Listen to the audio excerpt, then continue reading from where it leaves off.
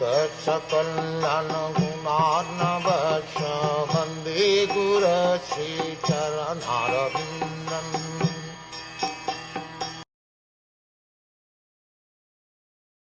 O twice-born sages, by serving those devotees who are completely freed from all vice, great service is done. By such service, one gains affinity for hearing the messages of Vasudeva. The conditioned life of a living being is caused by his revolting against the Lord. There are men called deva, or godly living beings, and there are men called asuras, or demons, who are against the authority of the Supreme Lord. In the Bhagavad Gita, 16th chapter, a vivid description of the asuras is given in which it is said that the asuras are put into lower and lower states of ignorance, life after life, and so sink to the lower animal forms and have no information of the absolute truth, the personality of Godhead. These asuras are gradually rectified to God consciousness by the mercy of the Lord's liberated servitors in different countries according to the supreme will.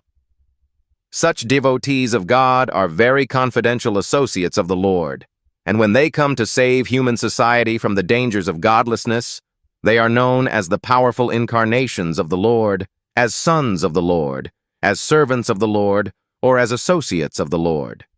But none of them falsely claim to be God themselves. This is a blasphemy declared by the asuras, and the demoniac followers of such asuras also accept pretenders as God or his incarnation. In the revealed scriptures there is definite information of the incarnation of God. No one should be accepted as God or an incarnation of God unless he is confirmed by the revealed scriptures. The servants of God are to be respected as God by the devotees who actually want to go back to Godhead. Such servants of God are called Mahatmas, or Tirthas, and they preach according to particular time and place. The servants of God urge people to become devotees of the Lord. They never tolerate being called God. Sri Caitanya Mahaprabhu was God himself according to the indication of the revealed scriptures, but he played the part of a devotee. People who knew him to be God addressed him as God, but he used to block his ears with his hands and chant the name of Lord Vishnu. He strongly protested against being called God, although undoubtedly he was God himself. The Lord behaves so to warn us against unscrupulous men who take pleasure in being addressed as God. The servants of God come to propagate God consciousness, and intelligent people should cooperate with them in every respect. By serving the servant of God, one can please God more than by directly serving the Lord. The Lord is more pleased when he sees that his servants are properly respected, because such servants risk everything for the service of the Lord, and so are very dear to the Lord.